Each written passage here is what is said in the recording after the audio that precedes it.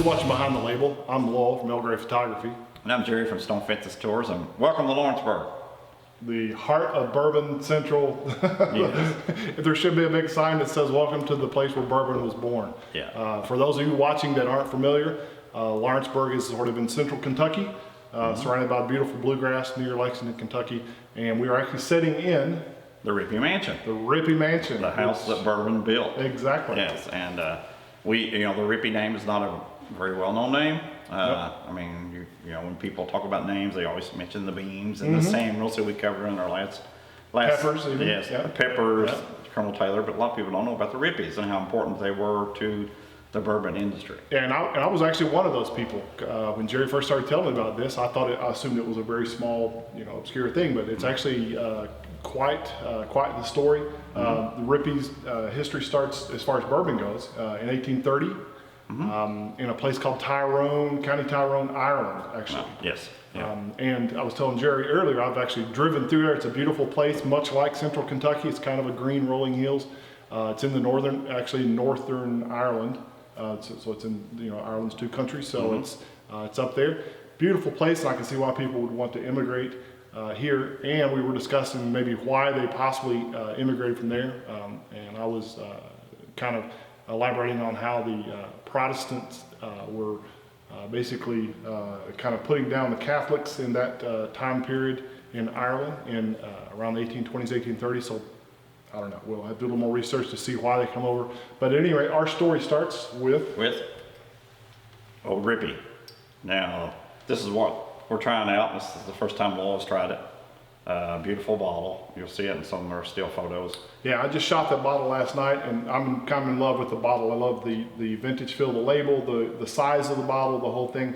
So this is part of the Bourbon Baron series. Whiskey Barons. Whiskey Baron, Whiskey I'm sorry. Baron, yeah. Whiskey Baron series, which also includes... Includes the Saffel, WB Saffel, and Bond and Leather. So it's produced by Wild Turkey. Yeah, Wild Turkey, which is just sort of, again, for those not familiar, Wild Turkey is very close to here. All this is geographically very close. As in fact, the other bottle he just mentioned, the Saffel, if you go look out the window that I'm looking out, you can see... Couple houses down. And actually the first house beside us is a Bond, which was part of the Bond and Leather family. So when we say we're in the heart of bourbon country, we are literally in the front yard of bourbon country. Yeah. You can throw a rock and hit the different families. So Lowell's excited to try this. Yeah, Never tried it. I've smelled it. This is the standard mash bill for Wild Turkey. They don't ever tell you that when they're on the tour. They will never tell you the mash bill. But it's actually 75% corn, 13% rye. So this is a rye-based bourbon, and 12% malted barley. This is actually 104 proof, so we're actually starting off with the highest proof, which is unusual, but to do with our history, we're starting off with it. So this is a different age bourbons, 6, 8, and 12-year-old bourbons put in here together. So it's a premium product, one release. Yeah, one batch. And at the time it's $49. I doubt you can find it that cheap now in the secondary market. Yeah, it's kind of become a collector's item. People are I've even seen people reselling just the bottle after the drink. That's really good. That's definitely has that. If you're familiar with the Wild Turkey 101, which we have, we'll get to. Same kind of kick, same kind of burn. This is a little smoother to me. It's not quite as harsh, but it's definitely hotter than say like a wheated bourbon, which we talked about in our last series. Yeah. I'm a big fan of both, but they're definitely different experiences. So we have, in 1830, coming out of County Tyrone, who do we have? We have James and John Ripy, two brothers.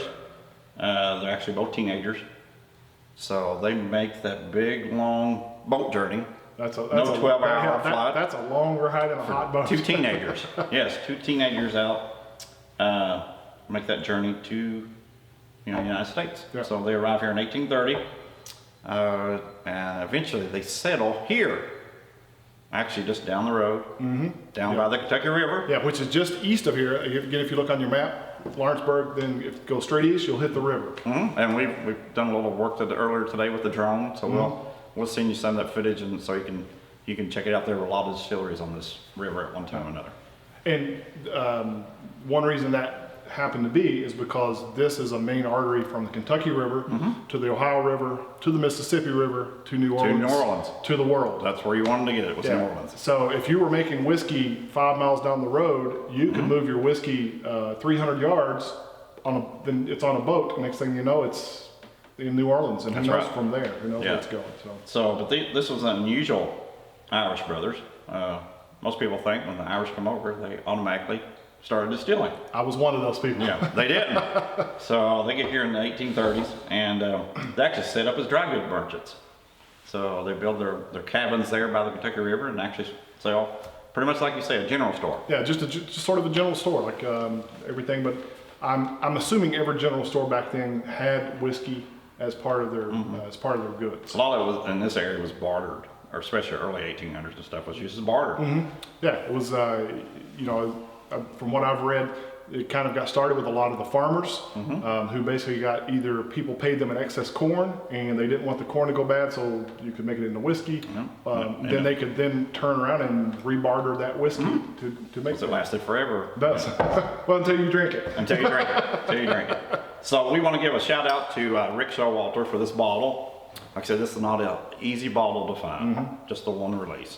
And he let us borrow this, and we're very grateful. Yep. And he also makes great bourbon balls with some really premium bourbon whiskey at the bourbon sessions here at the house. Yeah, and we'll talk about that when we talk about the house. We'll have that in the house. Just one of the events that we use to raise money for this house. Yep. This beautiful house. Yeah, we'll just do a real quick side on that. We are setting in the Ripy mansion, 11,000 square foot, late 1800s mansion. We'll unpack a lot more of that. But all the proceeds that we can garner from this, we're going to help to restore the mansion. Yes.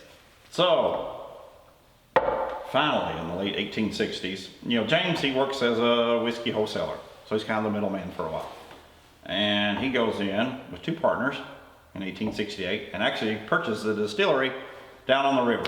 Now, this distillery is pre-built, it's pre-made, it's already been making bourbon whiskey. It has. It's been there for a while. But most distillers, when they bought a distillery, a lot of them tore it down and rebuilt. Because I imagine, I've seen some of the old pictures. Yeah. Some of them are sort of like fancy moonshine installations. A lot of them were tore down and rebuilt. But how long do you think he was in the whiskey business?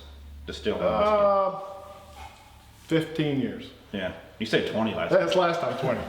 1 year. Him and his two partners actually sold the distillery, and he actually sold it to his son.